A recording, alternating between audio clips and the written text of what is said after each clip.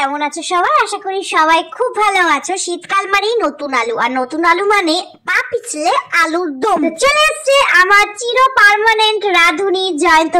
মানে এই আলুর দমটা কিন্তু একদম সিম্পল হবে। হ্যাঁ, ভালো করে শুনে নাও রেসিপিটা, নিজেরা বাড়িতে বানাতে পারবে অনায়াসে, কিচ্ছু লাগবে না। প্রথমে আলুগুলোকে লাল লাল করে ভেজে নেবে। হ্যাঁ, যদি এটা ছোট ছোট নতুন আলু হতো তাহলে তোমরা গোটা দিতে পারতে, কিন্তু আমাদের কাছে বড় দামড়া দামড়া আলু, সেই জন্য আমরা কিন্তু কেটে নিয়েছি। তোমরাও নিজের পছন্দের মতন সাইজ করে কিন্তু কেটে নিতে পারো। এই দেখো, আমি আলু খানিকটা ভেজে রেখে দিয়েছি, আরো খানিকটা কিন্তু ভাজা চলছে। মানে গ্যাস নিয়ে একদম কি পনাটা করলে চলবে না, একদম লাল লাল করে অনেক সময় ধরে ভাজতে হবে। হ্যাঁ, আর একদিকে গ্যাস খরচা হলেও কিন্তু কোনো অসুবিধা নেই, আরেকদিকে কিন্তু লাভ হচ্ছে। এর মধ্যে বেশি কোনো খরচা করতে হবে না। হ্যাঁ, এই ক্যাপসিকামটা আমাদের কাছে পড়েছিল সেই জন্য আমরা দিচ্ছি, তোমাদের কাছে যদি না থাকে তোমরা দেবে না, সিম্পল। হ্যাঁ, ওই আলু ভাজার তেলটা ফেলবে না, ওটা দিয়ে রান্না করবে, কিন্তু তার মধ্যে কিন্তু অল্প একটু বাটার দেবে। বাটার দিলে দেখবা ফ্লেভারটা একটু অন্যরকম হয়ে যাবে। ওই কাজু কিশমিশ কিচ্ছু কিন্তু দেওয়া লাগবে না। তারপর যদি হিং থাকে 1 চিমটে হিং দিয়ে দেবে, না থাকলে দেবে না। আমাদের কাছে ছিল সেই জন্য আমরা দিয়ে দিয়েছি। তারপরে একটা শুকনো লঙ্কা ভেঙে ফেলে দেবে। পরে 1.5 খানা টমেটো পড়েছিল, আর তার সঙ্গে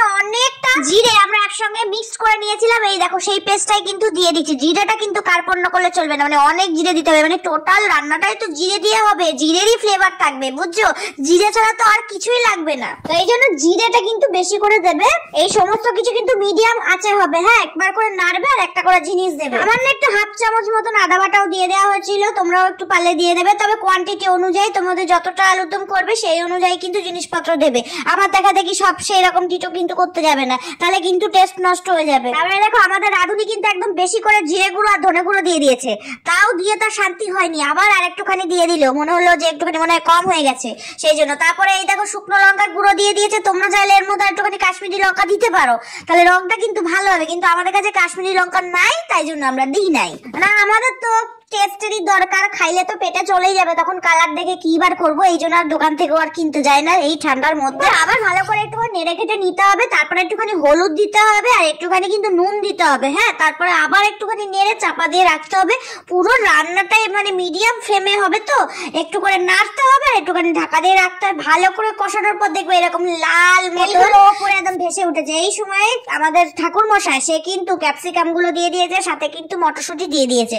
তোমরা যে বললাম অপশনাল, দিলে দেবে, না দিলে না দেবে, এতে টেস্টের কোনো হেরফের হবে না। আমাদের জিনিসগুলো নষ্ট হচ্ছিল সেই জন্য আমরা দিয়ে দিই। এরপর পুরো ব্যাপারটাকে আবার আমাদের রাঁধুনি মশাই ভালো করে একদম নেড়ে ঘেটে নিয়ে আবার কিন্তু চাপা দিয়ে দিয়েছিল। আর মাঝে মাঝে একটুখানি কিন্তু জলও দিতে হবে। হ্যাঁ, নাহলে কিন্তু আবার কড়াইতে লেগে যাবে। তোমরা এটা কিন্তু বুঝে শুনে কাজ করবে। তারপর আবার এই মনে করে তোমাদের যদি মনে হয় যে একটুখানি নুন লাগবে, তাহলে আর একটুখানি নুনও দিয়ে দিতে পারো। আমাদের রাঁধুনি মশাইও কিন্তু একটুখানি নুন দিয়ে দিয়েছিল। মানে ওই নিজের মতন করে একটুখানি মানিয়ে গুছিয়ে করতে হবে। এই আর খুনতে কিন্তু অনেকক্ষণ জানালা বন্ধ করলে হবে না, খুনতে কিন্তু চালিয়ে রাখতেই হবে। একবার করে ঢাকা দিতে হবে, আবার ঢাকা খুলে কিন্তু আবার বারবার খুন্তি চালাতে হবে। খুন্তির জাদুতেই আসলে কিন্তু রান্না হয়। মানে কে খুন্তি ধরেছে, কার হাতে খুন্তি, সেই হাতেই কিন্তু রান্নাটা ভালো হয়। একই রান্না, একই প্রসেস, একই জিনিসে কিন্তু 5 জন করে, কিন্তু 5 জনের রান্না একরকম হয় না। এটা হচ্ছে খুন্তি চালানোর টেকনিক, বুঝলো? এরপরে ভাজার লাল লাল করে আলুগুলো কিন্তু দিয়ে দিতে হবে। তারপরে আবার একটুখানি খুন্তি চালনা করে একটুখানি ঢেকে রাখতে হবে। মানে ওই পুরো আলুটার মধ্যে যাতে মশলাগুলো পুরো ঢুকে গিয়ে মানে কষা কষা হয়ে যায় আর কি।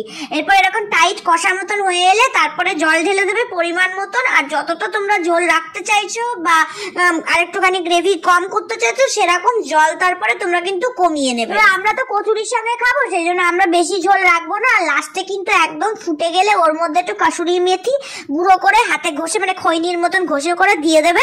ওটাও অপশনাল, আমাদের ছিল সেই জন্য দিয়েছি, না থাকলে না দেবে। তো কেমন লাগলো আমার বড়মশাই রান্না একটুখানি কমেন্ট করে জানিও, বুঝলে? আমার তো ভাই হেভি লাগলো। মাঝে মধ্যে একটুখানি খুন্তির স্বাদ বদল লেগে খারাপ লাগে না, বলো? তোমরাও ট্রাই করে দেখবা, খুন্তির স্বাদ বদল করে হেভি লাগবে। সবাই ভালো থাকবে, সুস্থ থাকবে, শীতের মধ্যে কাঁথা কম্বলের মধ্যে থাকবে, কারোর জানলায় আড়ি পেতে থাকবে না। জীবনটা দেখবে এরকম শান্তিময় সুস্বাদু কেটে যাবে। জল চলে এলো, বুঝলে? আজকে আর কথা বলতে পারছি না, ভিডিওটা এখানে শেষ করছি। সবাই ভালো থাকবে, সুস্থ থাকবে, বাই বাই।